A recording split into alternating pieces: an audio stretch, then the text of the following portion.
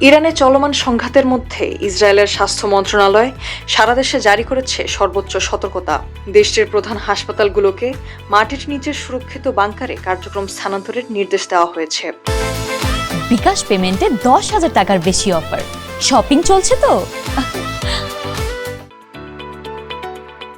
মন্ত্রণালয় থেকে জানানো হয়েছে, জরুরি প্রয়োজন নেই এমন রোগীদের এরই মধ্যে হাসপাতাল থেকে ছেড়ে দেওয়ার প্রক্রিয়া শুরু হয়েছে। বড় ধরনের কোনো বিপর্যয় মোকাবেলায় হাসপাতালগুলোতে পর্যাপ্ত শয্যা খালি রাখতে এই সিদ্ধান্ত নেওয়া হয়েছে। এদিকে তেল আবিব, রামাদগান সহ বেশ কিছু শহরের হাসপাতালগুলো ইতোমধ্যে চালু করেছে মাটির নিচে জরুরি চিকিৎসা সেবার ব্যবস্থা। এছাড়া গুরুত্বপূর্ণ বিভাগগুলোকে মাটির নিচে সরিয়ে নিচ্ছে বেশ কিছু হাসপাতাল। ইসরায়েলের জরুরি সেবাদানকারী সংস্থা মাগেন ডেভিড অ্যাডম জানিয়েছে, তারা সেনাবাহিনী ও স্বাস্থ্য মন্ত্রণালয়ের সঙ্গে সমন্বয় রেখে কাজ করছে। বর্তমান পরিস্থিতিকে রুটিন অবস্থা থেকে জরুরি অবস্থায় রূপান্তর করা হয়েছে।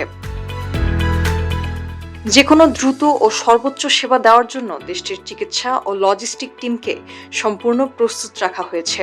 মূলত সম্ভাব্য পাল্টা হামলা ও এর ফলে সৃষ্ট হতাহত সামাল দিতেই এ বিশেষ নিরাপত্তা ব্যবস্থা। অন্যদিকে যুক্তরাষ্ট্র ও ইসরায়েলের যৌথ হামলার মুখে তেহরান এক বিশাল ও বিধ্বংসী পাল্টা আক্রমণের প্রস্তুতি নিচ্ছে।